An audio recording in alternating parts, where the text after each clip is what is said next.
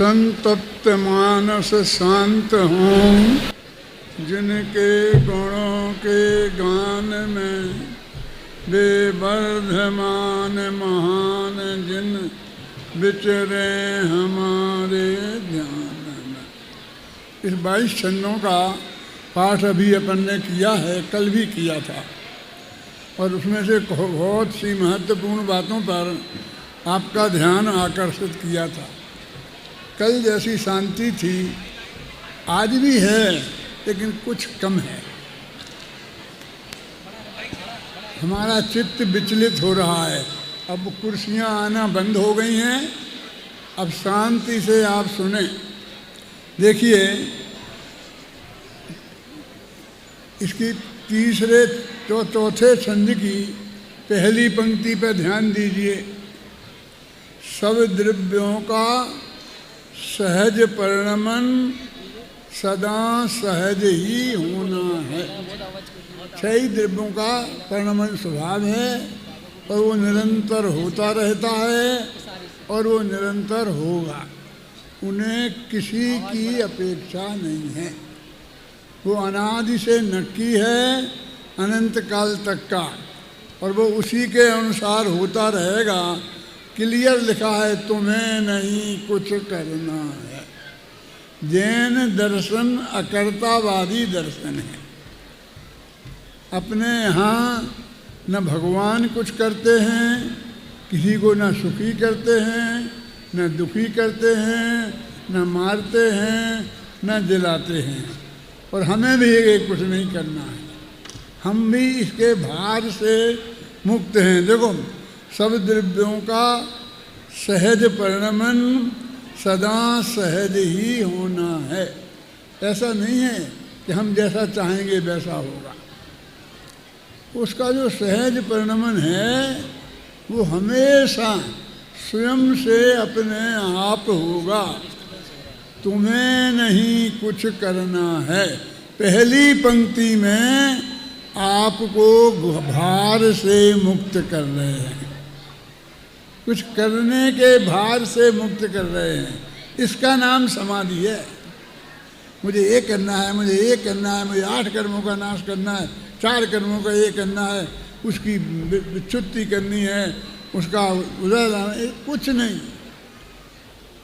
कर्म में तेरा कुछ चलता नहीं, तुझे उसमें कुछ करना नहीं है। देखो, तुम्हें नहीं कुछ करना है, बस सहज जानते रहना है।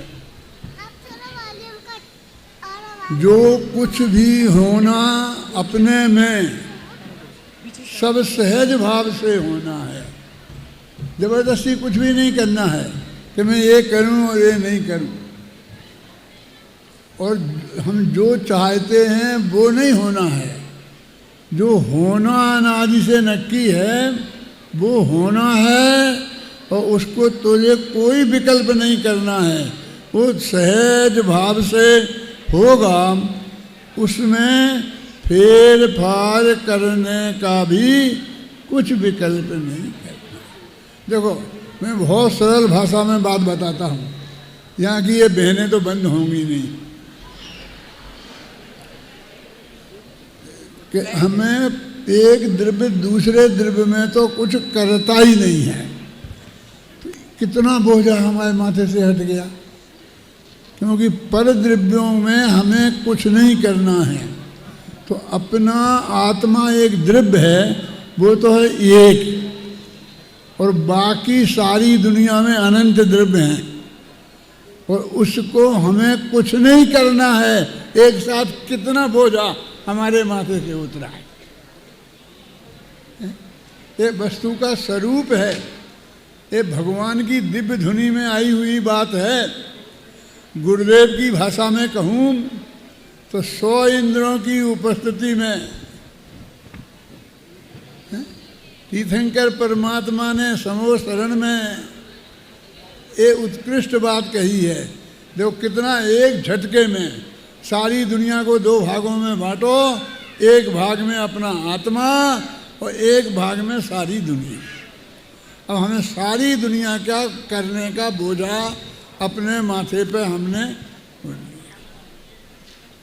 है ना। वो एक झटके में कहते पर में तेरा कुछ नहीं चलता, पर में तुझे कुछ नहीं करना। कितना बोझा एक वाक्य में उतारा है।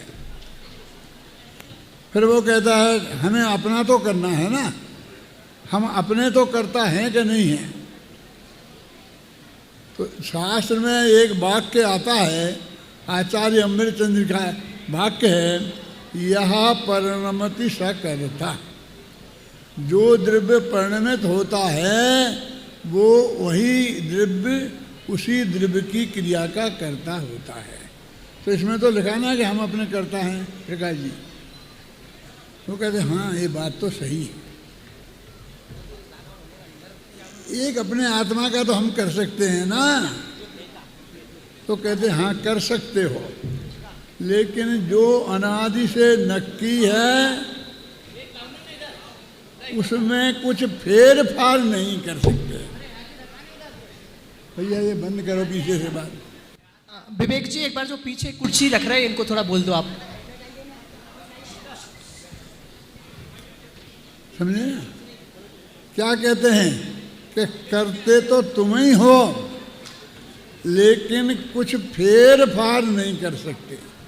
हमने जैसा कह दिया, जैसा वस्तु का स्वरूप है और वैसा ही परिणमन होगा, और वो भी सहज होगा। उसके करने का विकल्प भी तुम्हें नहीं करना है। यद्यपि तुम उसके करता हो लेकिन करने का बोझा तुम्हारे माथे पर नहीं है। यदि नहीं हुआ तो आपने तो कह दिया, लेकिन वो काम नहीं हुआ तो कि घबराओ मत, 47 शक्तियाँ हैं भगवान आत्मा में, सब द्रव्यों में। तो उसमें एक ऐसी शक्ति है कि जिसके कारण प्रत्येक द्रव्य प्रति समय परिणमित होगा ही। तुम्हें कुछ नहीं करना है, सहज परिणमन उसका स्वभाव है। ख्याल में है ना। ये पढ़ो भाई। अब तीसरा चौथा छंद सब निकाल लीजिएगा, ध्यान से सुनना। अभी शांति थोड़ी हुई है, बोलो पढ़ो। सब द्रव्यों का सहज परिणमन सदा सहज ही होना है। तुम्हें नहीं कुछ करना है, बस सहज जानते रहना है। जो कुछ भी होना अपने में वह सहज भाव से होना है। उसमें भी तो फेर फार का कुछ विकल्प ना करना है। फेर फार तो करना ही नहीं है, लेकिन फेर फार करने का विकल्प भी नहीं करना है। अपने माथे पर फेर फार का भार अनुभव नहीं करना है। यदि नहीं हुआ तो ये तो तू कहाँ से लाया? वस्तु के स्वरूप में ऐसा तो है ही नहीं। देखो ये जो फेर फार करने की हमारी बुद्धि है, यही अनंत दुख है। पढ़ो पढ़ो। हाँ। 5वां नंबर छंद। हाँ। फेर फार की बुद्धि ही तो आकुलता की जननी है। अतः हमें कुछ करने की भी व्याकुलता ना करनी है। आकुलता ही परम दुख यदि हमें निराकुल रहना है। करने धरने का भाव तजो श्री जिनवर का यह कहना है। ये मेरी बात नहीं है, ये जिनेंद्र भगवान ने 100 इंद्रों की उपस्थिति में समोसरण में डंके की चोट ये बात कही है। हम तो वही बात आपके सामने रख रहे हैं। इतने लोग यहाँ आए हैं, वो ये तत्व ज्ञान सुनने के लिए आए हैं कि जैन धर्म क्या कहता है। हमारे जिनेंद्र भगवान ने क्या कहा है कि ये दुनिया में पर द्रव्यों का तो तुझे कुछ करना है ही नहीं, वो तो उनके माथे है, उनमें होगा परिणमन, लेकिन तुझे अपने में भी कुछ नहीं करना है। तो अपने परिणमन के कर्ता तो हम हैं, कि करता तो तुम ही हो, है ना? हमारे पास जो करोड़ों की संपत्ति है ना, तो उसके मालिक तो हम हैं कि हाँ मालिक तो तुम ही हो, लेकिन एक पैसा कमाना तुम्हारे हाथ में नहीं है। पुण्य का उदय हो पुराना तो चक्रवर्ती तो आ जाता है कि नहीं आ जाता है, हैं? और तेरा एक पैसा खर्च करना तेरी मर्जी के हिसाब से तेरे हाथ में नहीं है। ये जैन धर्म है कि हाँ ये जैन धर्म है। तुम अभी तक जहाँ भी गए होगे ऐसी बात नहीं सुनी होगी, वहाँ तो ये मैंने किया मैंने किया मैंने किया। अभी देखना कि ये तत्व की बात तो कम होएगी और फिर ये इनने ये किया इनने ये किया इनने ये किया, इतने कर्तृत्व के गीत गाए जाएंगे। हैं? भगवान ने सर्वोसर में बैठ के ये कहा था कि गौतम का मैं बहुत उपकार मानता हूँ, इसने मेरी बात को सब जन जन तक पहुँचा दी, ऐसा महावीर ने कहा था। हैं? ये क्या है, क्या जरूरत है इसकी? हम सब भगवान के भगत हैं और हमने जो भी सोचा था उससे कितना गुना ज़्यादा हो गया है। हम तो इससे आधे में भी संतुष्ट थे, है ना? तुम्हारे इनसे कुछ नहीं होता है। देखो पढ़ो पढ़ो ये छठवां छंद, बहुत मार्मिक के ध्यान से सुनना। इस परम सत्य की सहज स्वीकृति सचमुच सहज समाधि है, जिसमें आधि व्याधि नहीं है और न कोई उपाधि है। ऐसी श्रद्धा ज्ञान पूर्वक शांत निराकुल जीवन की सहज सरल सुखमय परिणति अद्भुत परम समाधि है। परम समाधि क्या है? ये समाधि का स्वरूप इसमें बताया। मैं इस भरी सभा में कहता हूँ कि मैं तो समाधि में हूँ, समाधि ले ली है, अब मैं ये कुछ नहीं कर सकता। तो लोग कहते नहीं साहब कि समाधि ऐसी होती है क्या? आप प्रवचन कर रहे हो, यहाँ आ रहे जा रहे, कोई इतना बड़ा। ये तो जब मुकेश का स्वर्गवास हो गया तो सब लोग घबरा रहे थे कि क्या होगा क्या होगा, तो आप खड़े हो गए तो सारा हिंदुस्तान खड़ा हो गया और इतना बढ़िया बन गया। और हम कहते बहुत बढ़िया बहुत बढ़िया क्या किया। सचमुच में बोलता हूँ, मैं तो अंदर से अनुभव करता हूँ मैंने कुछ नहीं किया, विकल्प तक नहीं किया। मैं तो इसी में रहा कि जो होना है वो हो जाएगा और समय पर हो जाएगा, बस खत्म। देखो कितना साफ है। इस परम सत्य की सहज स्वीकृति। कौन सा परम सत्य? कि तुझे पर में कुछ नहीं करना है, क्योंकि एक द्रव्य दूसरे द्रव्य का करता नहीं है। और अपने में कि अपने में करना तो है लेकिन फेर फार नहीं करना है। जैसा होना अनादि से नक्की है वैसा ही होगा और तू उसी का कर्ता कहा जाएगा, बस ऐसा करना तेरे को है। और इसमें ना आदि है ना व्याधि है ना उपाधि है। ये आदि व्याधि उपाधि समझते क्या है? मानसिक रोगों को आदि कहते हैं, शारीरिक तकलीफ़ों को व्याधि कहते हैं, और ये बाहर की तकलीफ़ें हैं इन्हें उपाधि कहते हैं। क्या उपाधि? शेर जी को हम सब ने मिलकर दानवीर की उपाधि दी, खुश होते हैं सब दिन शेर जी। दूसरे दिन उनके घर को भिखारियों ने घेर लिया। जो सुबह देखे तो भिखारियों की लाइन लग रही है। तो तुम लोग यहाँ क्यों आए हो? हटो यहाँ की बात। कि हम वैसे ही नहीं आए हैं, निमंत्रण से आए। तुम्हें हमने बुलाया है, हमने निमंत्रण दिया है। कि हाँ, हमें तो पता ही नहीं था कि हमारे मोहल्ले में भी कोई दानवीर रहता है। हमें तो कल पता चला जब भरी सभा में आपको दानवीर की उपाधि दी गई और आपने ली उपाधि। उपाधि माने समझ गया ना? और अब इसलिए हम आए हैं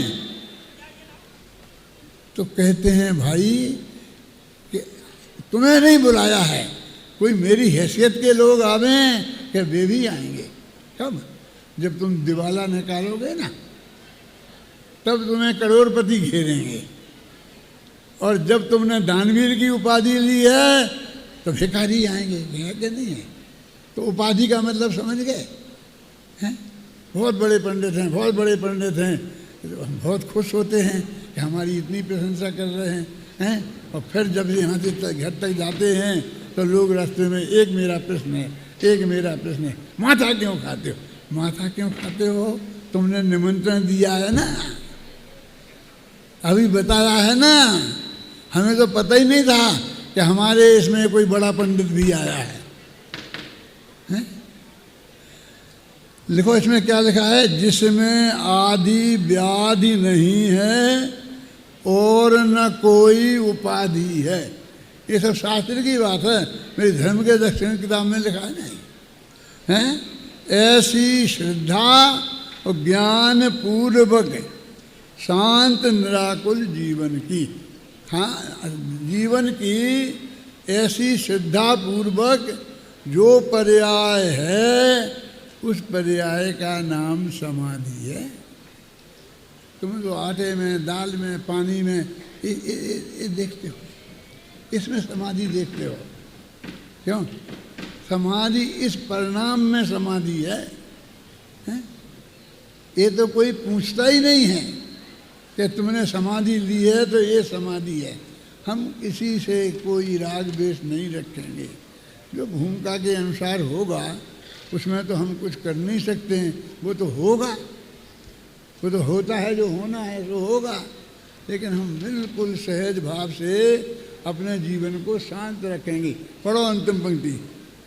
सहज सरल सुखमय परिणति ही अद्भुत परम समाधि है। देखो, ऐसी श्रद्धा ज्ञान पूर्वक शांत निराकुल जीवन की सहज सरल सुखमय ऐसी परिणति का नाम समाधि है।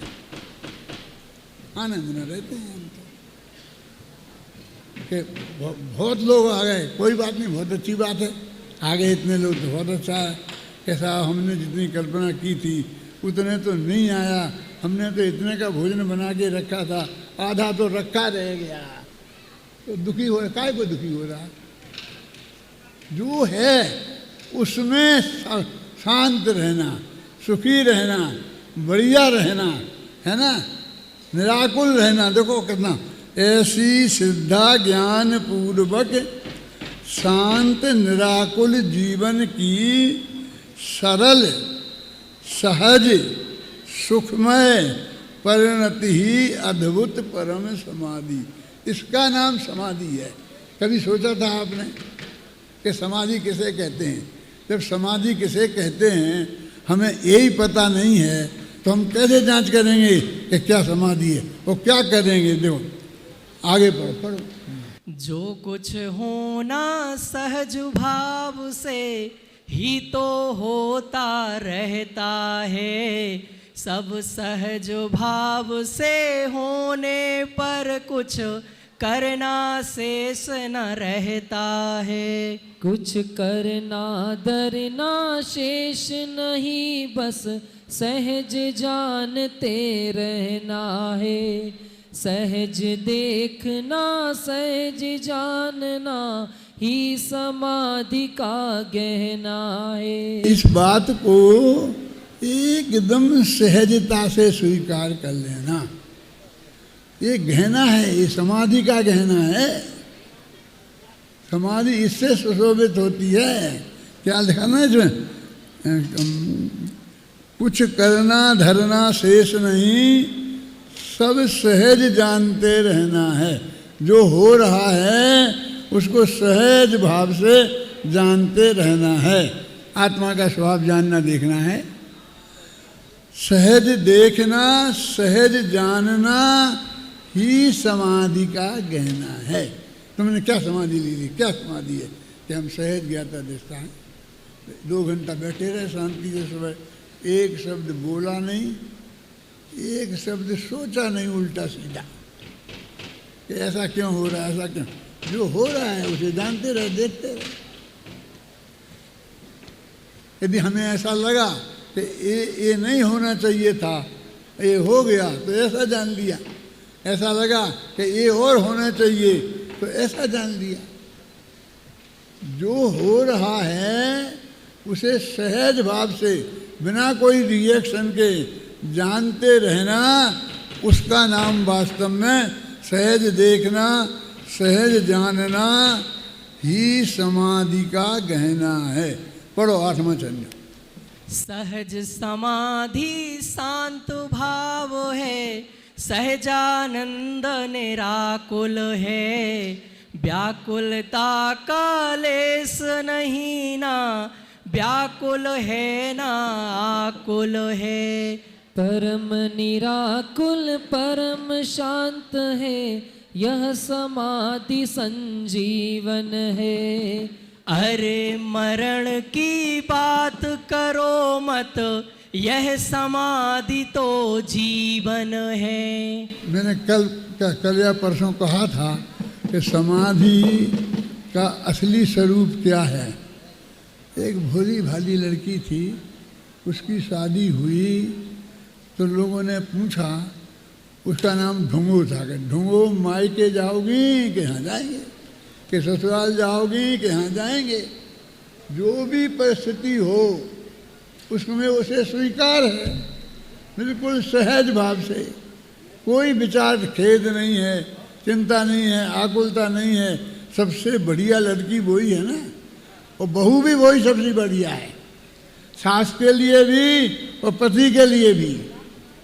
इसलिए एक शब्द है, ढूंढो मायके जाओगी कि यहाँ जाएंगे, ससुराल जाओगी कि यहाँ जाएंगे, बस किरमत बढ़ जाए।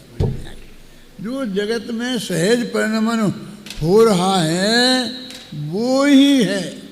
प्रवचन सार में ऐसा लगा है, मोह खोह बीनो परिणामो अपनो हुस्मो। सम क्या है, समता माने क्या है, समाधि क्या है? तो मोह और क्षोभ से रहित परिणाम। मोह माने मिथ्यात्व और क्षोभ माने रागी। ऐसा लिखा है 6वीं गाथा में, मूल गाथा में, आचार्य कुंड कुंड की गाथा में है। अभी प्रवचन सार शुरू नहीं हुआ। 5 गाथाओं में तो मंगलाचरण है, इनको उनको उनको जिनको जितने बूझे हैं हमारे। और फिर अब वे कहते हैं कि मैं साम्य भाव को प्राप्त होता हूँ। उपसम्यामि सम्मम जत्थो निर्माण संपत्ति। मैं साम्य भाव को प्राप्त होता हूँ जो निर्वाण की संपत्ति है, मुक्ति जो साक्षात मुक्ति है। वो ये कहते हैं मैं उसको प्राप्त होता हूँ। तो उनने पूछा ये समता भाव है क्या? तो अगली पंक्ति में कह दिया, मोह खोह विहीनो परिणामो अपनो हुस्मो। मोह और क्षोभ से रहित जो परिणाम है वही समता भाव है, वही समाधि है। अपने को सरल एकदम सहजता से जो वस्तु का स्वरूप है उस सहजता से स्वीकार कर लेना और शांत रहना, कोई विकल्प नहीं करना, फेर फार का भी विकल्प नहीं करना। तो अच्छा है ये तो करना, कि नहीं ये तो राग की परिणति हो गई, कि ये ठीक नहीं, ऐसा होता तो अच्छा रहता, ये द्वेष की परिणति हो गई। जो है सो अच्छा है। ख्याल में है ना? पढ़ो भाई आगे। 8वां छंद तो पढ़ लिया ना, 9वां छंद पढ़ो। यह समाधि तो जीवन है, जीवन की गौरव गरिमा है। साम्य भाव की जननी यह, इसकी तो अद्भुत महिमा है। अरे समाधि मरण नहीं है, रे समाधि तो जीवन है। सहज समाधि मोह क्षोभ से रहित तो परिणमन ही तो है। मोह क्षोभ से रहित परिणमन ही सहज समाधि है। जो कुछ हो रहा है ये तो सब नक्की है ना, कि जिसका जन्म हुआ है उसे एक दिन मरना है। नक्की है ना। अब उसके हिसाब से वो होगा, तो मरण तो वो एक समय का होगा ना, क्योंकि एक समय में तो दूसरी जगह पर्याय में ध्यान कर लेगा, 1 2 3 समय में ध्यान कर लेता है अगली पर्याय को ये जी। तो लोग कहते हैं हमें मरण सुधार देना मेरा, कि मरण सुधारना है। एक सच्ची घटना बताता हूँ इसी इंदौर की। जब मैं इंदौर में रहता था, कब 56 बरस पहले, वो मोदी का 56 इंच का सीना नहीं है, मुझे जयपुर में आते हुए 56 बरस हो गए। उसके पहले मैं इंदौर में रहता था और रामा साई के मंदिर में रोजाना प्रवचन करता था। बहुत लोग आते थे, बहुत नहीं आते थे। एक कोई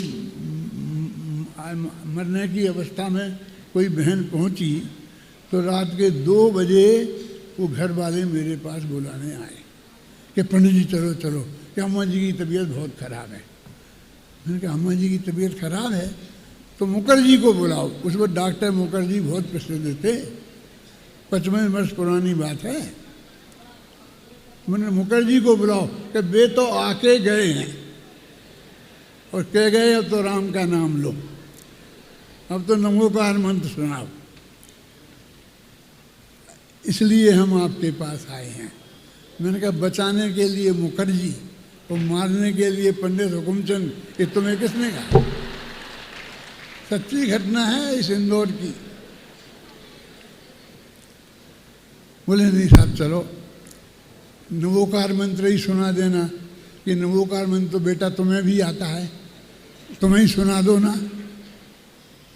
नहीं आपके मुंह से, हमारे मुंह में कोई ऐसा अमृत नहीं है कि हमारे मुंह में नमोकार मंत्र अमृत हो जाएगा, वो तुम्हारे मुंह में नहीं होगा।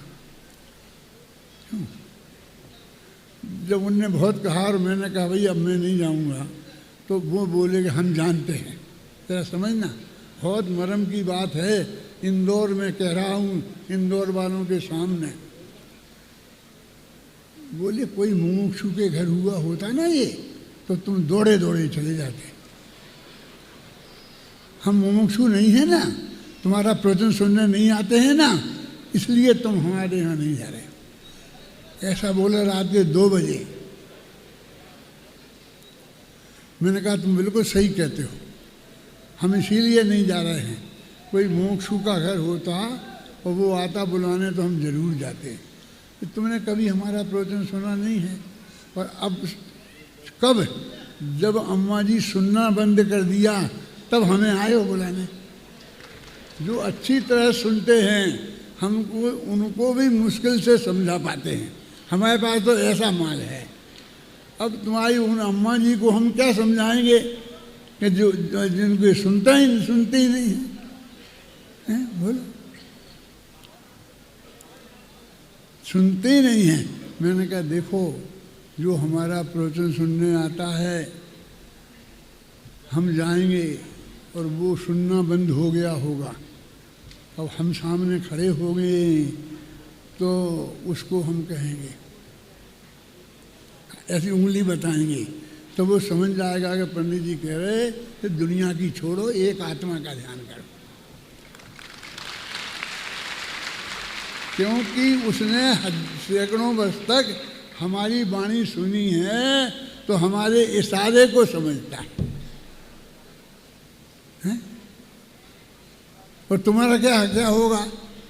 वो कालिदास का हुआ था ना, तो वो लड़की ने दिखाया था, रानी लड़की ने ऐसी उंगली, तो वो सोच रहा था कि ये कह रही कि तेरी एक आँख फोड़ दूंगी, बोला कि मैं तेरी दोनों ही फोड़ दूंगी। ऐसा नहीं है, ये वस्तु का स्वरूप है। आप ये मेरी बातें यहाँ सुन रहे हैं कि वो एक पंडित आया है कि कौन, के नाम तो हमें पता नहीं है, जो वो आत्मा आत्मा करता है और ये कहता है सहज काम सब होता है, तेरे को कुछ नहीं करना है, ऐसा कहता है वो पंडित आया है। हमारा बहुत बड़ा सौभाग्य की बात है, हमारे लिए ये अभिनंदन पत्र है। कि हमारी इमेज ये है।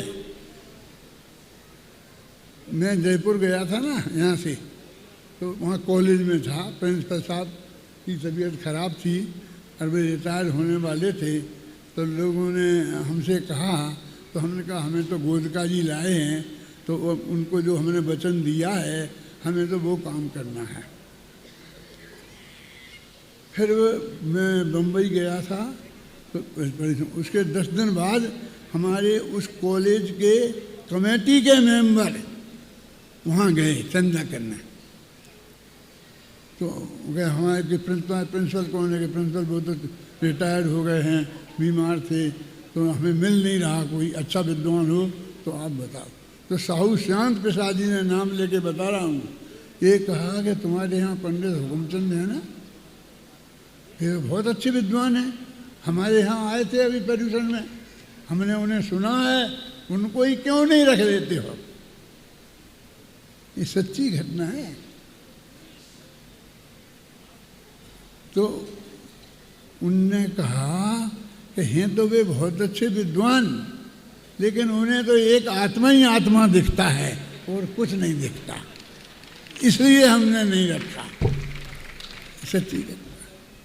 जब हम गए द्वारा, तो साहू जी ने हमसे कहा कि हम भी आए थे तुम्हारे सब लोग, और हमने उनसे कहा तुम्हारा नाम रखने के लिए, तो उनने कहा कि तुम्हें अकेला आत्मा ही आत्मा दिखता है। मैंने कहा हमारे के लिए इससे बड़ा अभिनंदन पत्र और कोई दूसरा नहीं। अरे हमें वहाँ गए अभी 3 महीना हुए हैं और उनको ये दिखने लग गया कि हमें आत्मा के अलावा और कुछ नहीं दिखता, इससे बड़ा सर्टिफिकेट और क्या होगा।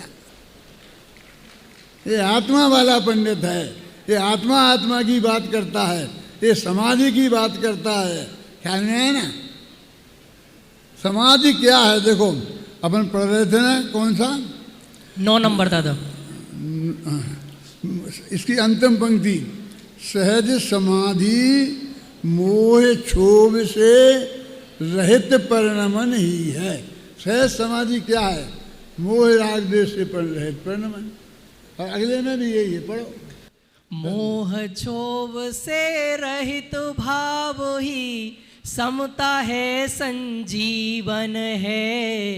एकमात्र बस भीतरागता ही समाधि का जीवन है।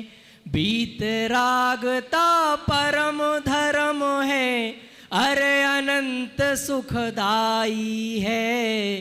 भीतरागता परम समाधि अति आनंद प्रदायी है। एक भीतरागता ही वास्तव में समाधि है, किसी से राग नहीं, किसी से दोष नहीं है।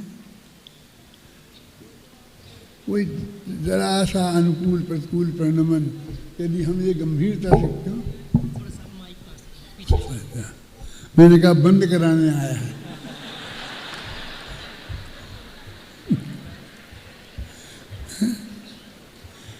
अरे सुनने वाले तो सुन रहे शांति से, किसी को कोई शिकायत नहीं है, सब आनंद आनंद आनंद आनंद। देखो कहाँ क्या है असली चीज, अभी 12वां छंद पर। कर्तापन का बोझा ना हो, चाह न भोक्तापन की हो। साम भाव हो, सहज भाव हो, समता भाव सहज ही हो। अरे देह का परिवर्तन हो, सहज भाव से एक पल में। उसे समाधि मरण कहते हैं, जीवन के अंतिम क्षण में। ये लक्षण है, ये परिभाषा है। एक हमने माथे पे कर्तापन का बोझा ना हो, अभी तो मुझे ये करना, अभी तो मुझे ये करना। लोग कहते हैं अपने घर का संपत्ति का बंटवारा कर दो, इसको दे दो, जिसको जो उपदेश देना हो वो उपदेश दे दो। करते कि नहीं कराते हैं? तो वो कहता मैं पहले से दे दूंगा, और नहीं मरा तो फिर मैं खराब हालत हो जाएगी, इसलिए मैं तो मरते ही समय दूंगा। उसे आशा बनी रहती है, देता नहीं है, वो मर जाता है। जो उपदेश देना हो वो उपदेश दे दो। मेरे से भी लोग कहते हैं कि आपने समाधि ले ली है। मैंने कहा हाँ, तो किसको क्या दिया? मैंने सबको उपदेश दिया। कि कब दिया? कि रोजाना देता। अभी दे रहा हूं ना। मेरा परिवार भी यहाँ बैठा है, उन्हें भी मैंने दे दिया। मेरे 6 महीना पहले, 6 महीना क्या, मेरा 6 बरस पहले, मैंने 25 बरस पहले से दे रखा है। ऐसा नहीं कि जब मैं मरूं तब मैं ये समझना कि ये कोई किसी का कुछ नहीं है। तुम्हारा पुण्य के योग से जो तुम्हें मिलना होगा तुम्हें मिलेगा, और मेरे पुण्य के योग से जो है मेरे पास है। कोई किसी को कुछ ले नहीं सकता, कोई किसी को कुछ दे नहीं सकता। ये तत्व मैं रोजाना समझाता हूँ। आप कोई नहीं, अपने बच्चों को भी, अपनी पत्नी को भी, अपने माँ बाप को भी। अब तो स्वर्गवास हो गया, लेकिन जब थे ना तब मैं उन्हें भी यही समझाता था। कब? कि जब मरने लगे तब। समाधि तो तब ली जाती है जब मरने लगते। किसने कहा? समाधि में जीवन होता है। इसमें एक पंक्ति आई है ना कि समाधि में जीवन बड़ो है, न करो। 18 नंबर। सहज समाधि में यह जीवन जीवन भर रह सकता है, किंतु मरण तो अंत समय में समय मात्र को होता है। सत श्रद्धा के साथ समाधि रहे निरंतर जीवन भर, और समाधि के साथ मरण हो रहे भावना जीवन भर। ऐसी भावना तो रह सकती है कि मेरा जब मरण हो वो समाधि पूर्वक हो, लेकिन जीवन भर मरण समाधि नहीं रह सकती है। जीवन में जीवन रह सकता है। जीवन तो जीवन भर रह सकता है, मरण तो एक समय कोई होता है। देखो ये माध्यमिक छंद है 13वां, पढ़ो। सभी द्रव्य है नित्य निरामय, और स्वभाव से सदा अटल। जीव जीव जड़ जड़ रहते हैं, सभी स्वयं में सदा अचल। द्रव्य रूप से नहीं बदलते, पर पर्याय बदलती है। पर्याय तो एक समय भी बदले बिना न रहती हैं। एक क्रमबद्ध पर्याय नाम की जो मैंने इसमें लिखी है कविता, तो उसमें मैंने किसी को नमस्कार नहीं किया। भगवान को बीतरागी कह के एक आधी पंक्ति में छुट्टी कर दी।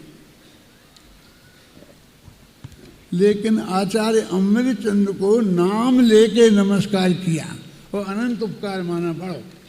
पर्याय क्रम नियमित है इस महासत्य का उद्घाटन। एक पंक्ति से हो जाता मिल जाता हमें मार्गदर्शन। आत्मख्याति की इस पंक्ति पर बार बार बलि जाऊं मैं। अमृत चंद्राचार्य देव के चरणों में झुक जाऊं मैं। इतनी बड़ी बात कही। वही बात जो इसमें इस छंद में है ना, वो कहते हैं कि एक द्रव्य क्या है, जीवो ही तावत कृमिनी मात्म परिणामयी रुतपद मानो जीवा एप नो अजीवा। अजीबोपी क्या जीव अपने कृमिनिमित परिणामों से उत्पन्न होता हुआ जीव ही रहता है, अजीब नहीं हो जाता। देखो बदल जाता। अरे बदल तो जाता है, मनुष्य से देव हो जाता है, लेकिन जीव से अजीब नहीं हो जाता। दो तरह का बदलना है ना, ये पर्याय बदल जाए, हम मनुष्य से देव हो जाएं, और एक जीव बदल के अजीब हो जाए। तो पर्याय तो निरंतर बदलती है और द्रव्य कभी नहीं बदलता। पढ़ो द्वारा वो पंक्तियाँ। हाँ, पर्याय क्रम नियमित है इस महासत्य का उद्घाटन, एक पंक्ति से हो जाता मिल जाता हमें मार्गदर्शन।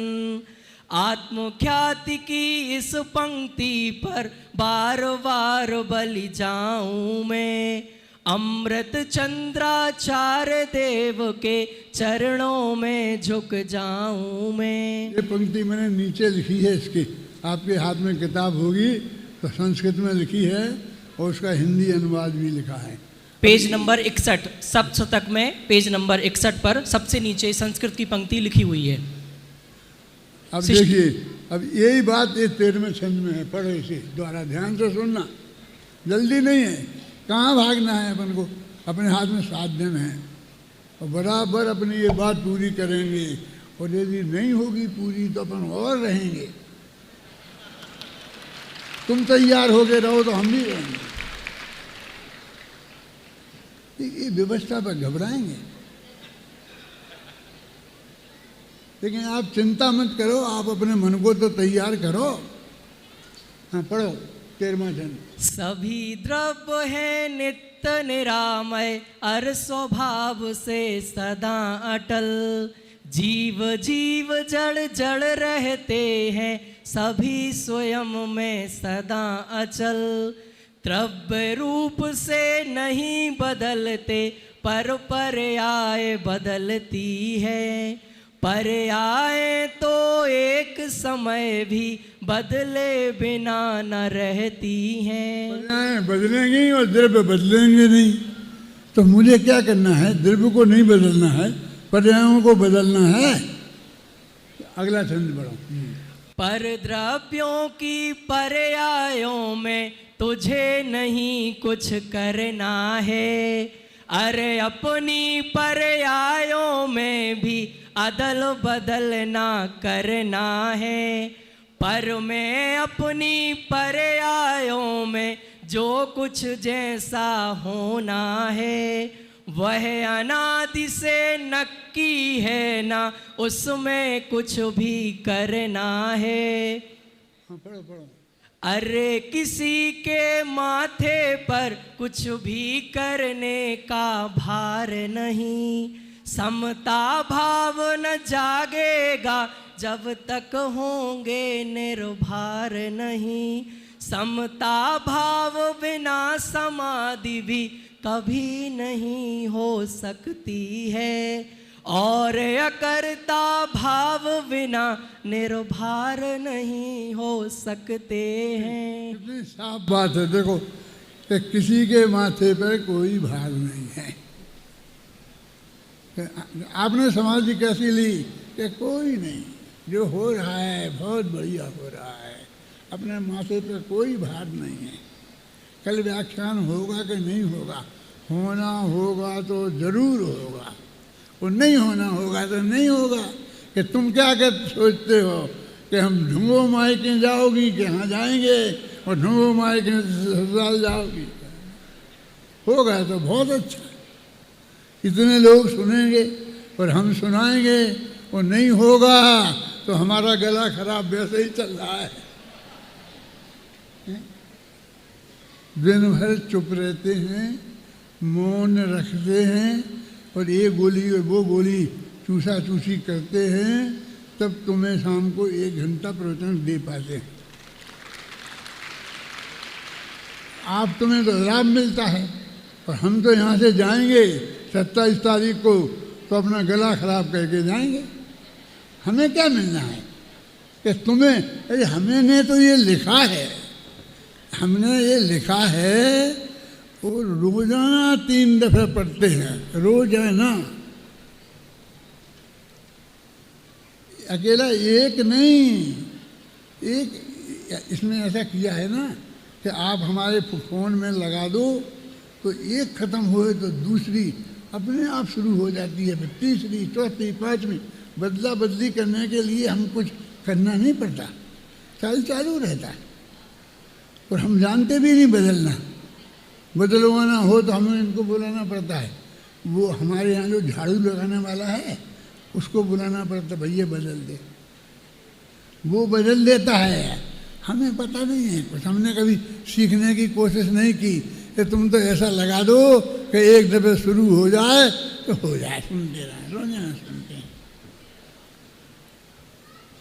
ऐसी समाधि ली है, बोलो ठीक है कि नहीं है महेंद्र? तुम पूछना अपने गुरुजी से, हम भी तुम्हारे गुरुजी तो है ना। है?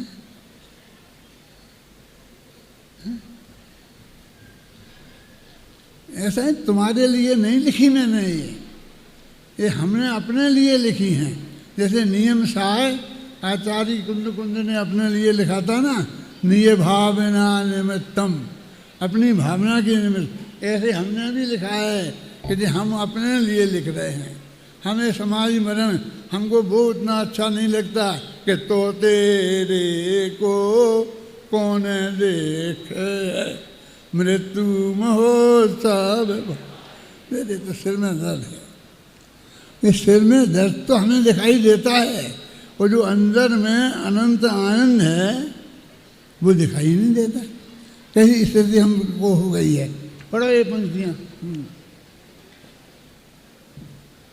अरे किसी के माथे पर कुछ भी करने का भार नहीं, समता भाव न जागेगा जब तक होंगे निर्भार नहीं। समता भाव बिना समाधि भी कभी नहीं हो सकती है, और अकर्ता भाव बिना निर्भार नहीं हो सकते हैं। निर्भार नहीं होंगे तो मोक्ष नहीं जाएंगे। ये समझ लो, मैं तो जब इंदौर से जयपुर गया था ना, तो अभी 6 महीना भी नहीं हुए थे, बरसात आ गई।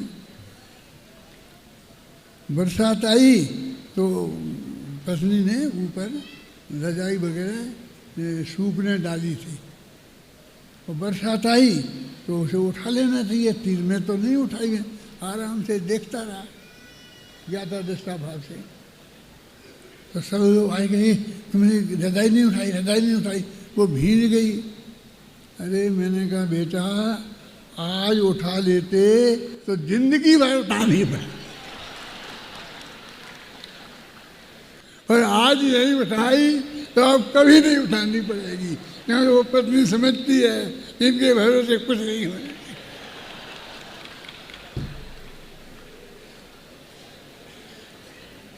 निर्भर कैसे हुआ जाता है ये तो हमें अपना चुनना करना पड़ेगा। तो हम सब ऐसे अच्छी तरह से इसका स्वरूप समझकर और निर्भर हों, वो समाधि है। इस भावना से अभी की बात समाप्त करता हूँ।